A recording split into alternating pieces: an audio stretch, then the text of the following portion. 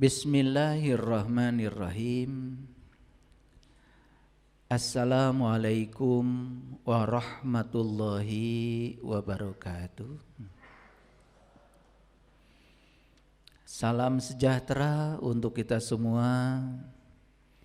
Om Swastiastu, Namo Buddhaya, salam kebajikan, Sampurasun. Rahayu Sagung Dumadi. Semoga seluruh makhluk hidup di semesta ini, baik yang kelihatan maupun yang tidak kelihatan, di setiap ruang dan waktu, di semua tingkatan, senantiasa hidup berbahagia dan bebas dari segala penderitaan. Segala puji hanya milik Allah, Tuhan yang senantiasa menuntun kita kepada apa yang kita butuhkan. Allah yang Maha Tahu tidak selalu menuntun kita kepada apa yang kita inginkan. Karena yang kita inginkan belum tentu kita butuhkan. Yang kita inginkan belum tentu baik bagi kita. Tetapi yang kita butuhkan pasti baik buat kita. Allah tidak pernah tidur, tidak pernah ngantuk, terus menjaga semua jiwa-jiwa kita, mengarahkan jiwa-jiwa kita kepadanya. Cuma karena kedangkalan pikiran kita, kita masih terjebak untuk memilah dan memilih. Kita hanya berfokus kepada yang kita inginkan, dan kita sering menolak apa yang tidak kita inginkan terjadi dalam kehidupan kita.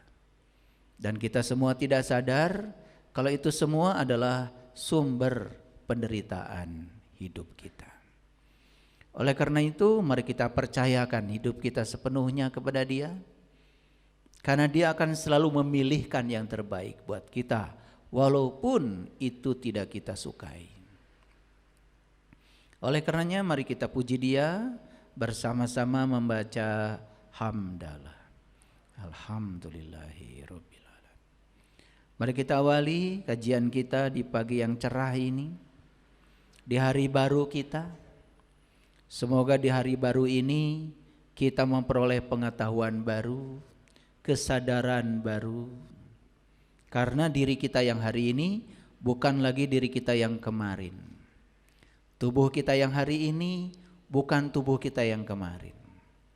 Cuma kita tidak merasakan bahwa sesungguhnya kita sudah berubah. Oleh karenanya mari kita sapa asma Allah dengan kelembutan dan cinta, seraya membaca basmalah. Bismillahirrahmanirrahim. Judul kajian kita hari ini adalah menangkap angin dengan tangan kosong. Pertanyaannya sederhana. Mungkinkah kita bisa menangkap angin dengan tangan kosong? Kira-kira jawabannya apa? Gak mungkin.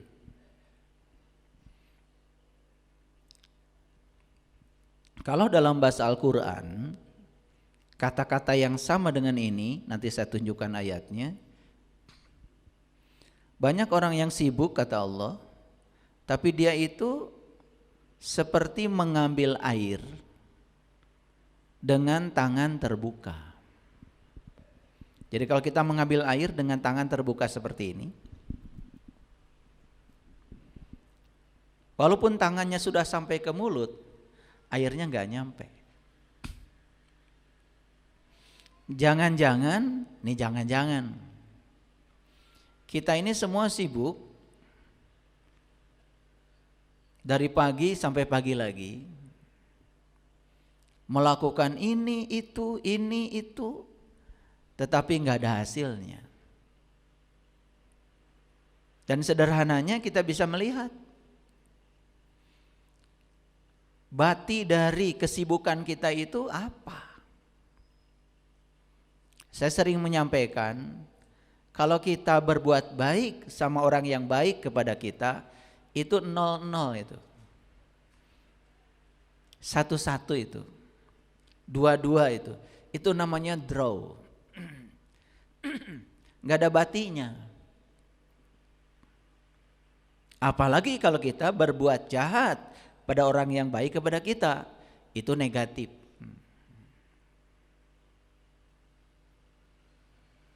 Jadi yang positif itu kalau kita bisa berbuat baik sama orang yang tidak baik sama kita, itu baru ada nilai. Jadi mau draw, mau negatif atau mau positif, pasti inginnya positif kan? Ingin batiknya gede, ingin hasilnya besar. Tetapi kita memilih pilihannya yang salah. Baru berbuat baik sama orang yang baik sama kita. Atau malah justru berbuat tidak baik sama orang yang baik kepada kita. Jarang orang yang berbuat baik sama orang yang tidak baik kepada kita. Padahal nilai kita itu adanya di pilihan yang ketiga.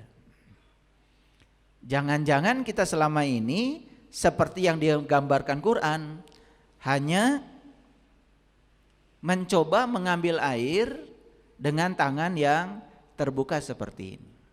Tangannya sudah sampai di mulut, tapi airnya enggak sampai di mulut. Kira-kira simbolisasinya, analoginya sama dengan menangkap angin dengan tangan kosong. Coba sekarang tangkap angin sekarang, semua nangkap angin. Coba tangkap angin. Ketangkap? Gak bisa ya. Jadi sebetulnya saya sedang membicarakan lewat judul ini, betapa banyak orang selama ini merasa sudah menangkap angin banyak, padahal dia itu gak punya apa-apa. Merasa sudah beragama lama, tetapi kesadarannya tidak naik-naik. Merasa sudah banyak pahala, tapi semua itu hanya sia-sia. Kira-kira itu topik kita hari ini. Biasa ya, saya kalau mengajar selalu membangun kompetensi. Selesai kajian ini semua akan sadar, kompetensi apa yang bisa dibangun lewat kajian ini. Kita bisa introspeksi diri. Saya sudah hidup sekian puluh tahun, apa yang diperoleh selama hidup? Saya sudah hidup sekian puluh tahun, kesadaran apa yang sudah diperoleh dari pelajaran hidup ini? Saya sudah beragama sekian puluh tahun.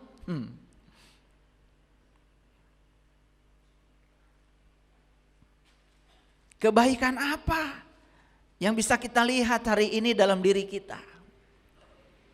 Apakah kita tambah bijaksana? Apakah kita tambah adil dalam bersikap? Apakah kita tambah berani untuk menyampaikan kebenaran walaupun pahit? Apakah kita tambah rendah hati atau tambah sombong? Semua kita yang tahu diri kita masing-masing. Jangan sampai kita terus-menerus sibuk menangkap angin dengan tangan kosong. Karena tukang tambal ban cara menangkap anginnya pakai kompresor. Jadi angin itu disedot tuh pakai kompresor. Nah, cara memasukkan angin ke dalam ban mobil itu lebih unik lagi. Menggunakan perbedaan tekanan. Karena angin itu bergerak dari tempat yang bertekanan tinggi ke tempat yang bertekanan rendah. Jadi kalau ingin dialiri angin, tekanan kita harus rendah. Posisi kita harus bertekanan rendah. Karena angin itu hanya bertiup dari tempat yang bertekanan tinggi ke tempat yang bertekanan rendah. Kalau sudah sama tekanannya, terpaksa harus diinpus ya. Harus dipaksa. Seperti memasukkan angin ke dalam ban mobil kita. Jadi setuju ya? Menangkap angin dengan tangan kosong tidak akan berhasil. Setuju ya? Oke, kalau sudah setuju saya lanjut.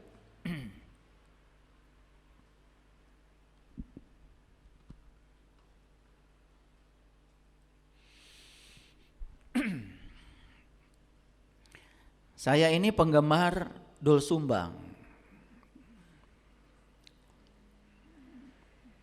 Jadi kita doakan ya, semoga Kang Doel Sumbang terus berkarya. Karena kata-katanya itu sering menginspirasi. Menggunakan bahasa Sunda yang sangat sederhana, tapi pesannya sangat menginspirasi. Jadi ketika saya membaca lirik lagu beliau, judulnya Palang Siang. Ini Palang Siang ini sudah jarang dipakai itu oleh orang Sunda. Apalagi yang setiap hari di rumahnya komunikasi juga menggunakan bahasa Indonesia itu. Pasti sudah banyak yang nggak tahu. Coba di ruangan ini kalau saya tanya orang Sunda nih, Palang Siang bahasa Indonesianya apa? Apa? Tuh, buah-buah. Bahasa Sunda keneh atuh eta mah. Apa tuh? Betul itu, Pak Dede itu. Saya percaya Pak Dede orang Cikalong, orang Sunda itu. Yang lain masih bingung tadi, masih mencari Palang Siang apa sih artinya? Palang Siang itu bahasa Indonesianya jangan-jangan gitu. Tapi harus benar ngomongnya. Ya, bukan jangan-jangan, bukan gitu. Jangan-jangan, nah itu. Ngomongnya harus begitu. Kita sudah jalan nih, jalan gitu, jauh, mau menuju satu tujuan. Tapi nggak nyampe-nyampe. Timbul nih Palang Siang. Tuh. Bahasa Indonesianya jangan-jangan gitu. Ya. Ini karena banyak yang protes sama saya. Katanya ayah guru itu mentang-mentang orang Sunda, ceramahnya sering nyelip bahasa Sunda dan tidak pernah diterjemahkan. Itulah ya, dialektika Sunda saya itu tidak bisa hilang. Ini saya juga sedang menjaga sebetulnya supaya saya fokus pada bahasa Indonesia, karena Sundanya itu suka nyelonong gitu, ujug-ujug gitu. Karena tidak bisa lepas ya, karena setiap hari saya juga dengan istri saya berbicara pakai bahasa Sunda. Jadi Palang Siang itu ya cara bicara bahasa Indonesianya jangan-jangan gitu. Kita sudah sholat, rajin banget. Sampai kesadaran tertentu kita baru sadar, kok saya sudah sholat tapi perilaku saya masih seperti ini. Jangan-jangan gitu. Paham ya? Gitu. Kok saya ini sudah bisnis ya, modalnya banyak, segala macam cara sudah dilakukan, tapi kok saya selalu mengalami kegagalan dalam bisnis ini. Timbul tuh pertanyaan, jangan-jangan itu. Nah itulah Palang Siang itu begitu. Nah kalau kita masuk ke dalam sedikit, sok rajin kamemelangan. Kalau melang itu cuman khawatir kecil itu, tapi kalau kamemelangan itu khawatir yang terus menerus. Sok rajin kamemelangan. Ada rasa cemas, ada rasa khawatir, tapi terus menerus itu. Mikiran diri pribadi, memikirkan diri sendiri maksudnya. Ti mana jeung rek ka mana? Dari mana dan mau kemana, begitu maksudnya. Cenah hirup kudu hurip. Nah ini gak bisa diterjemahkan langsung bahasa Indonesianya. Jadi ini menggunakan bahasa gramatikal, bahasa rasa. Jadi hidup itu harus ada artinya gitu. Jadi hidup itu harus ada artinya. Kapan kita akan menemukan arti hidup? Ternyata arti hidup itu baru tercapai kalau kita sudah menemukan berkah hidup. Perhatikan saya. Apa berkah hidup? Setiap orang datang ke dunia ini akan dipakai oleh Allah untuk menjadi kepanjangan tangannya, menyampaikan cinta kasihnya. Maka setiap orang datang ke dunia ini sudah diberi bakat masing-masing. Ada yang bakatnya sepak bola, ada yang bakatnya voli, ada yang bakatnya basket, ada yang bakatnya catur. Di olahraga aja bakatnya macam-macam. Ada yang bakatnya matematika, ada yang bakatnya fisika, ada yang bakatnya kimia, ada yang bakatnya biologi, ada yang bakatnya geografi. Di ilmu pengetahuan pun bakatnya macam-macam. Jadi siapa yang sudah menemukan berkah? Mereka yang sudah menemukan berkah dalam hidup adalah mereka yang sudah menemukan bakat saya apa. Sehingga kalau dia melakukan apapun sesuai dengan bakatnya, ketika dia bekerja sama sekali tidak merasa bekerja. Dia akan melakukan apapun dengan penuh sukacita. Maka di situ dia akan berkembang. Lihat ya, ikan saja berbakat. Bakatnya ikan berenang. Begitu lahir netes langsung bisa renang. Berarti jenius gak ikan? Di bidang apa? Di bidang renang. Monyet bakatnya memanjat. Itu anak monyet baru lahir langsung teterekelan. Tuh sundal lagi. Teterekelan tahu ya?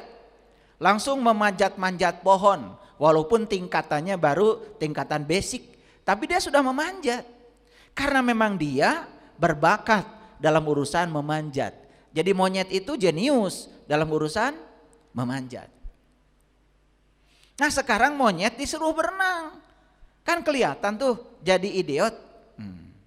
Sama seperti ikan disuruh memanjat pohon. Kelihatan jadi idiot. Jadi jangan bilang sama anak bodoh maneh mah. Jangan. Kamu itu bodoh yang gini aja gak ngerti. Jangan. Karena anak kita sebetulnya punya jenius di bidangnya. Cuman saat itu belum kelihatan di bidang apa dia jenius. Nah jangan-jangan nih palang siang.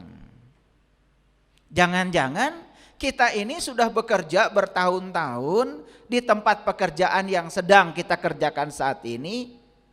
Ternyata kita di pekerjaan itu tidak berkembang. Keahlian tidak bertambah. Malah pekerjaan yang dilakukan merasa lelah, merasa capek, gaji gak naik-naik, konflik dengan atasan tidak selesai-selesai, palang siang. Jangan-jangan saya tidak kerja di bidang yang saya diberikan Allah, yaitu bakat saya. Makanya harus tahu, sekarang itu ilmu pengetahuan sudah maju luar biasa. Jadi bisa diketahui sebetulnya. Saya bisa tahu nih, yang lahir tanggal sekian, bulan sekian, tahun sekian, golongan darahnya apa, saya tahu bakatnya apa. Saya tahu. Gimana caranya? Nah, gak bisa sekarang. Karena itu harus di tracing ya, di tracing istilahnya. Sampai nanti ketemu sebetulnya bakat kamu itu adalah ini. Nah, itu namanya kompas diri. Cenah hirup kudu hurip. Katanya hidup itu harus ada artinya. Ketika seseorang sudah menemukan berkah hidup, dia akan berkelimpahan dengan berkah itu. Ketika dia sudah berkelimpahan, maka berkah yang dia dapat itu dibagikan pada orang lain yang membutuhkan. Itulah yang disebut dengan arti hidup. Nah, itu yang disebut dengan hirupnya sudah hurip.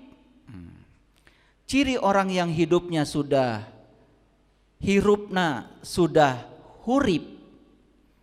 Di bait selanjutnya, waluya lahir jeung batin.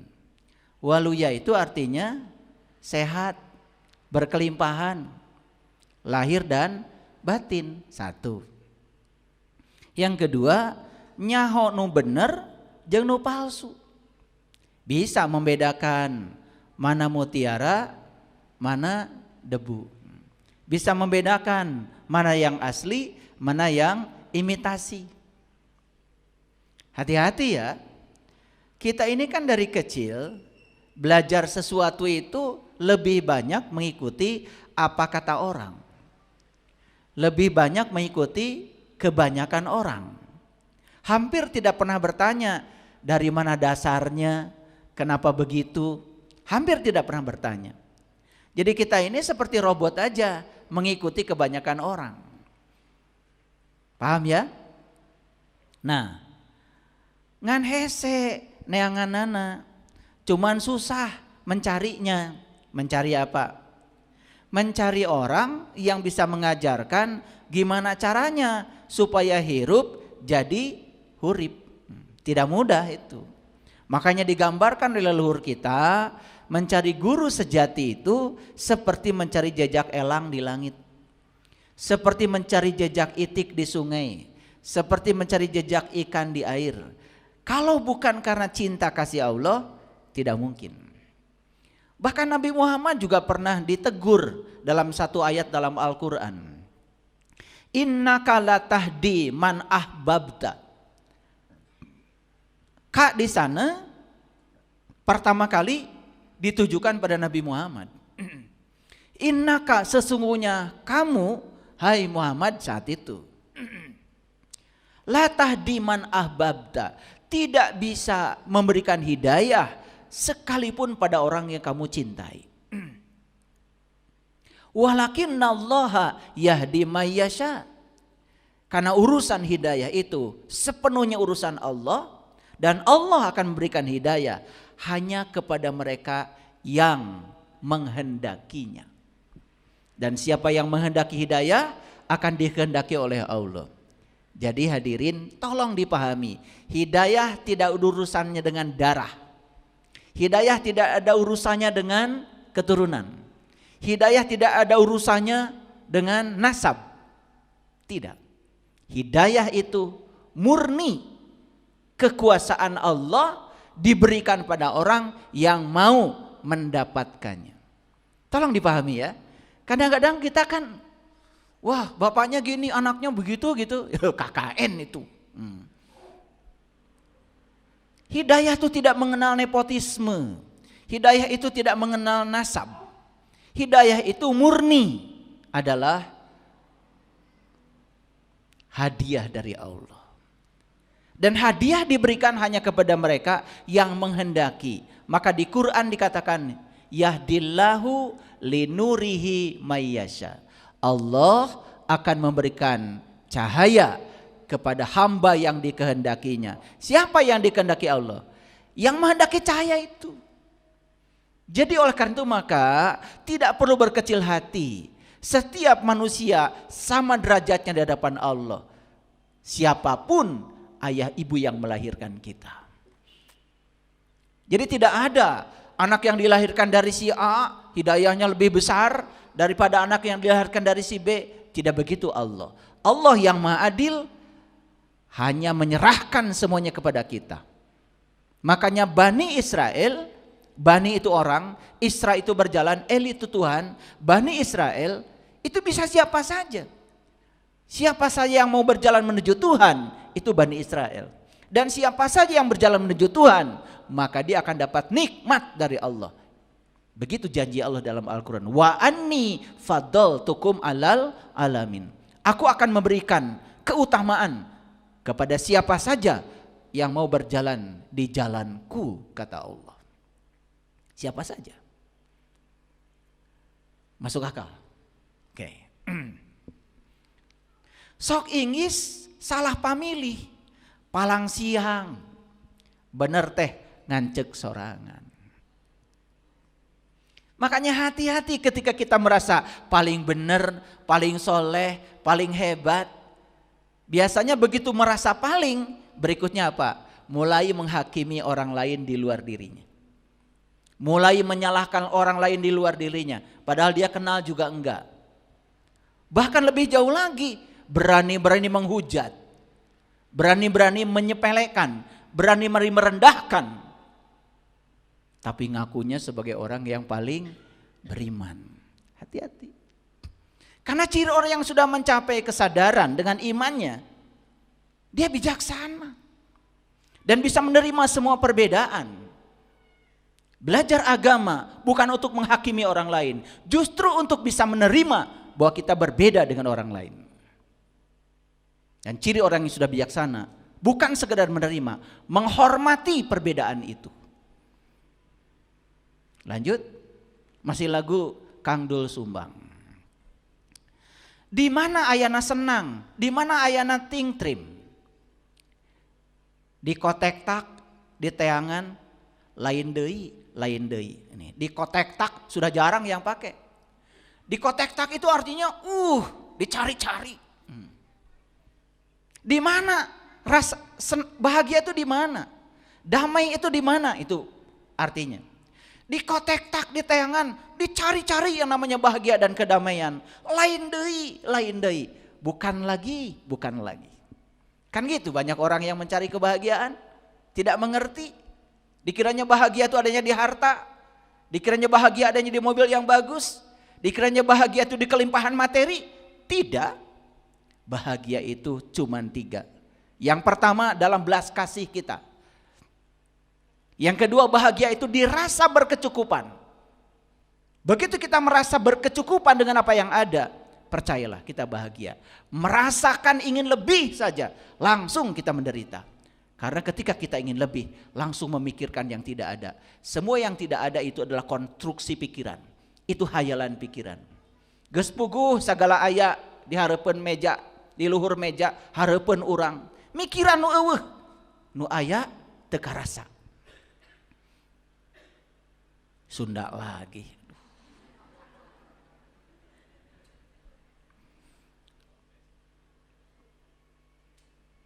Lamun diri tacan wani naklukeun 7 nu luhung. Tuh.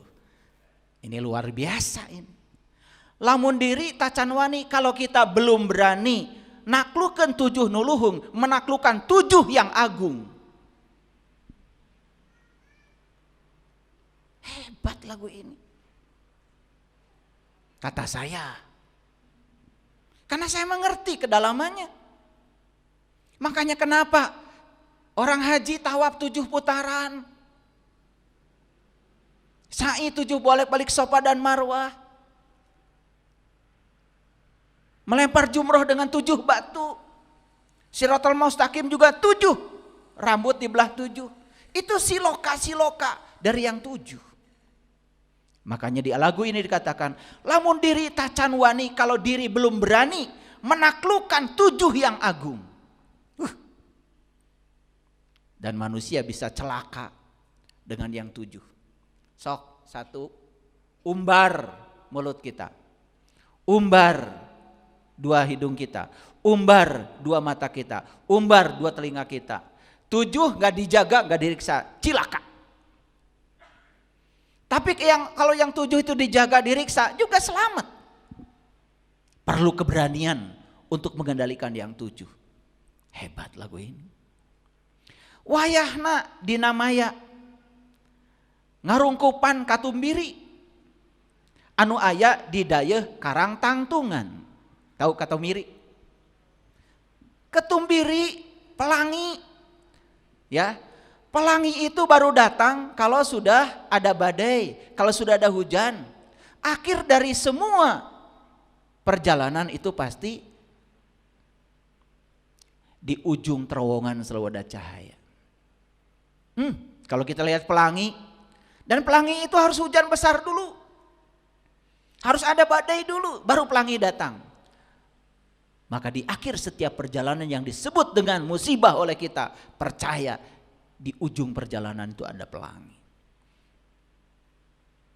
Dan pelangi itu ada 2. Ada pelangi yang di luar, itu proses alami.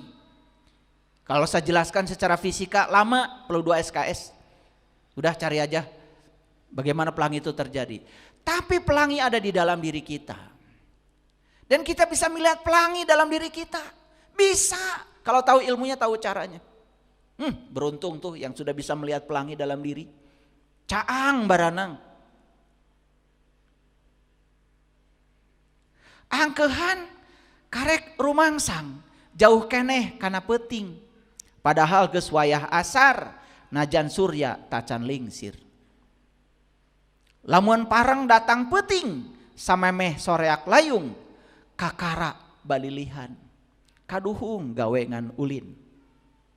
Ngalong lewang teu boga bawaeun mulang. Tuh, da kaduhung mah tarati heula.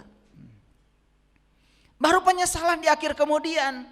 Karena sepanjang hidup ini tidak betul-betul mencari kebenaran sejati.